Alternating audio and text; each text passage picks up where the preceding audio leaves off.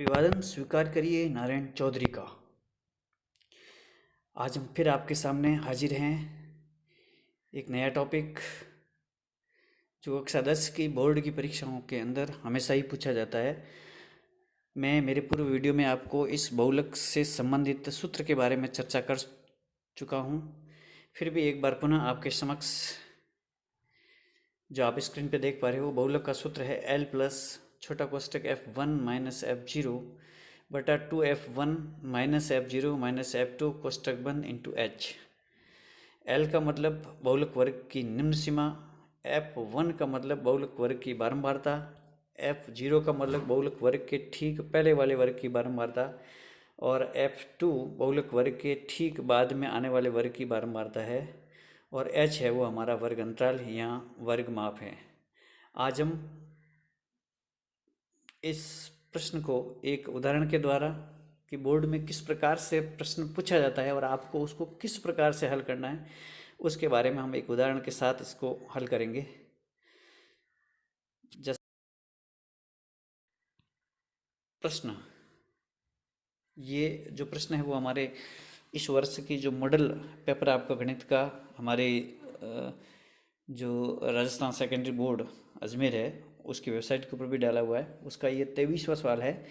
निम्नलिखित सारणी किसी अस्पताल में एक विशेष वर्ग में भर्ती हुए रोगियों की आयु को दर्शाती है।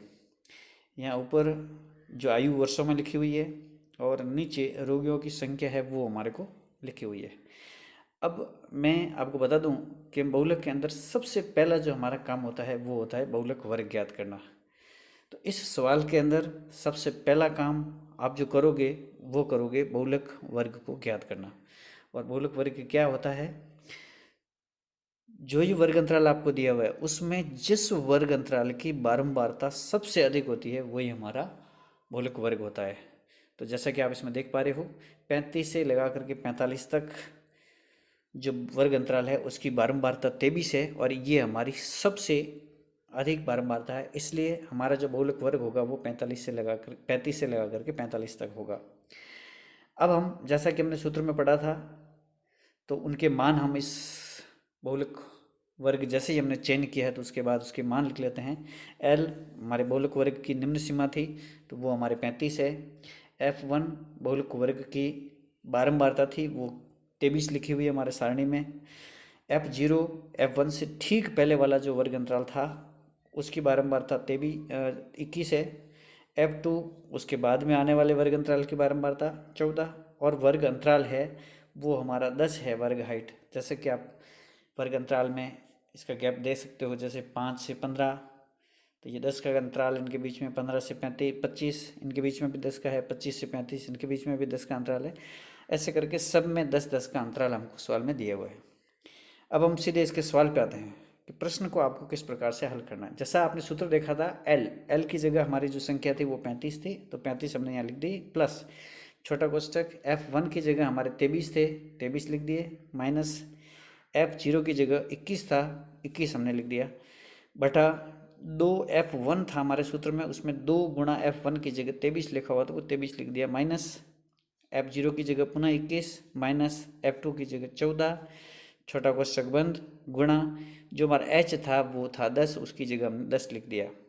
अब लाल और लालियों आपको करना क्या है, सबसे पहले जो छोटे कोष्टक के अंदर है उनको हमको एक एक करके हल करना है। जैसे कि हमने यहाँ आप स्क्रीन पर देख पा रहे हो 23 में से 21 गए, पीछे 2 रह गए और नीचे हमारा सबसे पहले हमने गुणा किया 23 को 2 से 46 आ गए और माइनस माइनस वाली दोनों की एक जैसे समान चिन्ह है इसलिए ये दोनों ही हमारी जुड़ जाएगी और वो 21 और 14 35 हो जाएगी। छोटा कोष्टक हमने बंद कर दिया, गुणा 10 आगे लिखा हुआ है।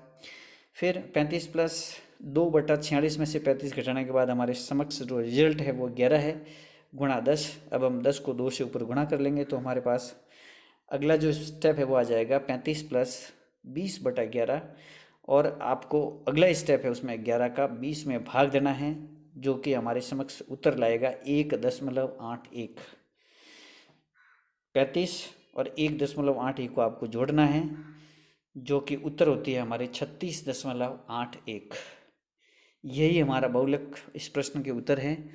आशा करता हूँ आपको मेरा ये छोटा सा प्रयास बहुत ही बढ़िया लगा होगा और आप इससे निश्चित रूप से इस प्रश्न को हल करने में कामयाब होंगे अगर आप इस वीडियो को ध्यान से और बार बार पूरा देखेंगे। तो पूरा वीडियो देखने के लिए आपका बहुत बहुत धन्यवाद।